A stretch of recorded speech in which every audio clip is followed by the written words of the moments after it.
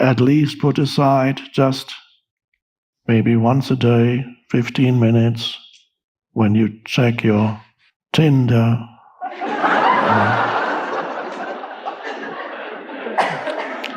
It's all very important, but there's something more important, and that's why you're here.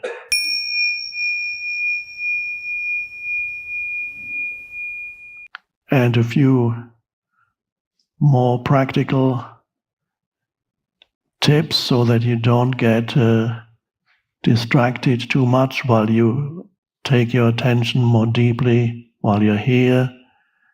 Take your attention more deeply into being or into attention itself. Purely practical. Don't turn on the TV in your room, please. I have not installed hidden cameras to check on you. Second, limit your interaction, the interaction with your devices. If you cannot eliminate interaction with your devices completely, and I understand that you may not survive if you do, at least put aside just maybe once a day, 15 minutes, when you check your whatever it is that comes through, whatever text, email, Facebook, Snapchat,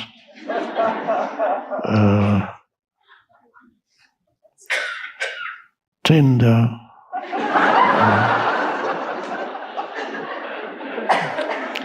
It's all very important, but there's something more important, and that's why you're here.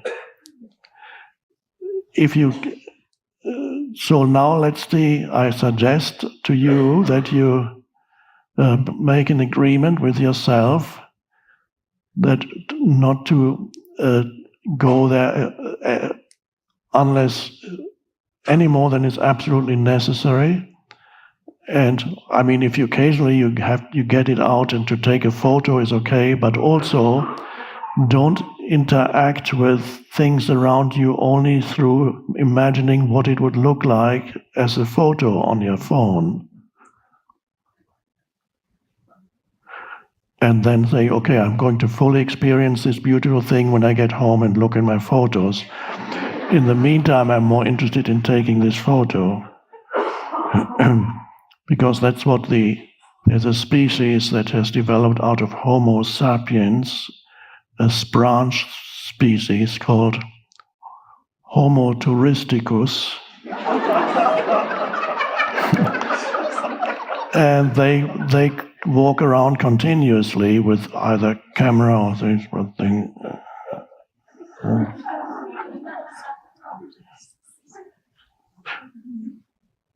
You see them every day, they come in buses.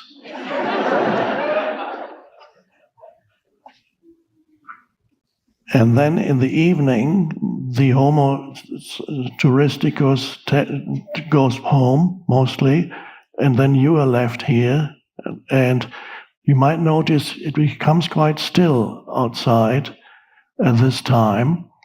And the days are very, very long here. You may find that unusual if you come from a more southern place, that there's still daylight around even at 10:30. There's still light in the sky. So, and then it becomes very still here. So you can walk along the lake or just wherever you are and just become aware of that surrounding stillness. And as you become aware of the surrounding stillness, of course, you become still yourself. And if you are still, it means you're not thinking or very little thinking. And it means you're aware. It means you're present. It means you are living through the deep I. So use nature that is around you. Live through the deep I. And during the daytime, if you're walking, and there's a long weekend here, and tomorrow is a holiday in Canada here, so there's more tourists, Homo touristicus, than usual. And if you get upset by the fact that there's so many tourists walking around, then you just practice this beautiful spiritual practice of acceptance of the isness of this moment. And immediately you become still too, without needing external silence. Complete acceptance of this moment, including the tourists, and you're still. Oh.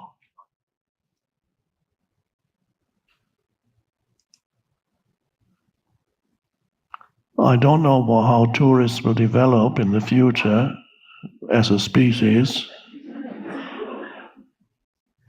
In Thailand, just near Bangkok, they interviewed some near Buddhist monastery. They interviewed some farmers and farm workers. They would give food to the monks. That's the tradition in Buddhism in the South Theravada tradition of Buddhism. The monks come with their begging bowls every morning. They just stand there, and then the local people come and put food. They are dependent. It's done on purpose. There's a wisdom behind it. Or the Westerner would say, why don't they work for a living? It's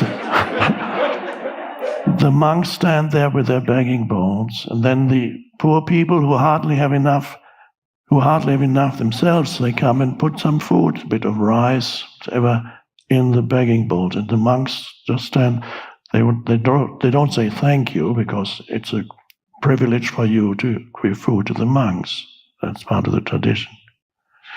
So the Westerners interviewed the farm workers. They, why do you give your food to the monks when you have so little yourself?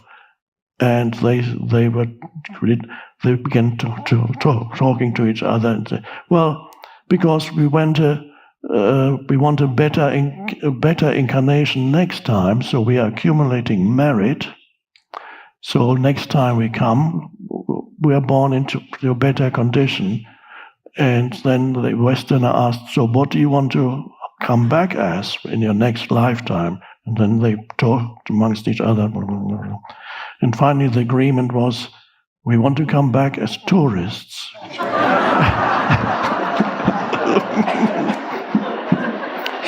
Because they observe these people, like they are step out of their buses, they're well dressed, and some are obviously so privileged that they are quite big bodies, which means they have plenty of money, they can eat as much as they like, so that's a great thing. And then they do all kinds of things.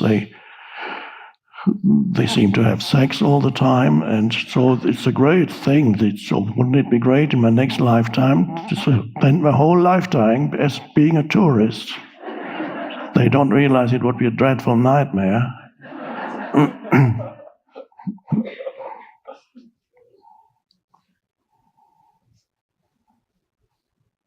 Oh yes, one more practical thing. Intoxicating beverages.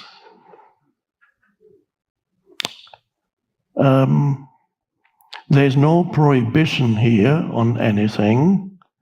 There's just a recommendation, and that is to refrain as much as possible from intoxicating. If English is not your native language, it means alcohol.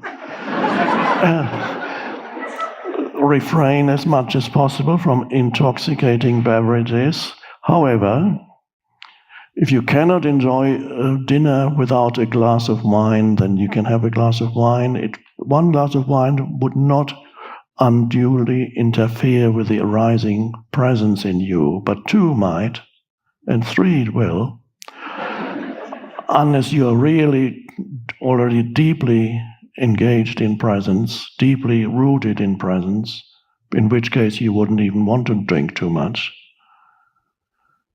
And you certainly wouldn't get drunk. So as little as possible I recommend none at all would be great, but since everybody here is spiritually advanced, if you do have a glass of wine, you will not be judged.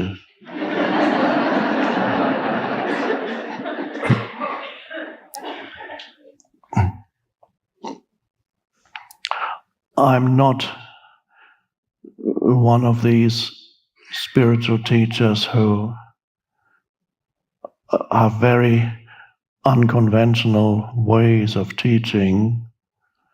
I know of 2 or 3 that did that. They give their students as much alcohol as they want and say, drink up, in order to observe if they can stay conscious even while they are intoxicated. A very questionable practice, but I won't do that here with you. I think 1 or 2 are feeling sorry now that I'm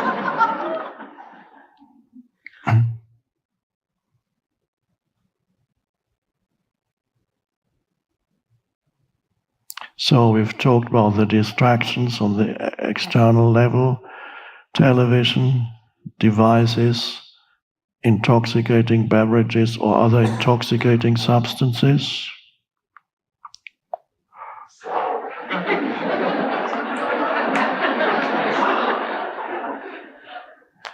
I would advise against it, at least here, and never indulge even when you're not here. As you probably know, I've already mentioned, I tried it a couple of times. I have to because people ask me questions about it. I cannot answer if I haven't tried it. It wasn't that great. I prefer my normal state of consciousness. It felt a little bit almost oppressive.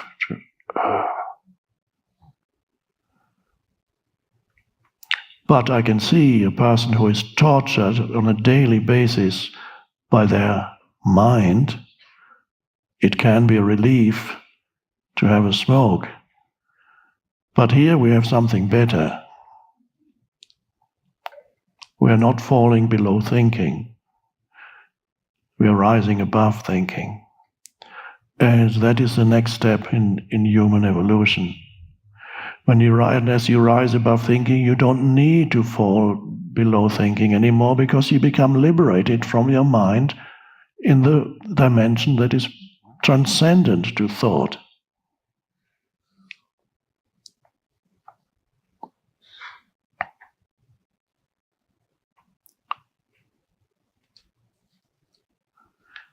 So, and another practice, of course, here is the moment-to-moment practice of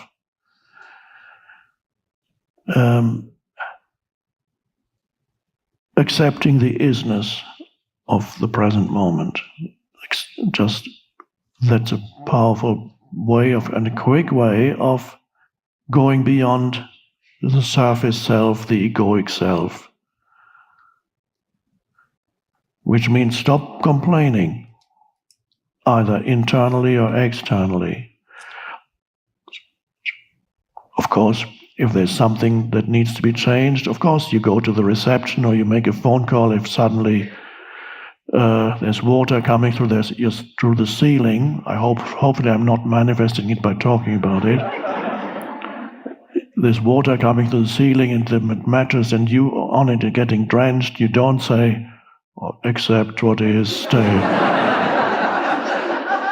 on the bed. Eckhart said, don't complain.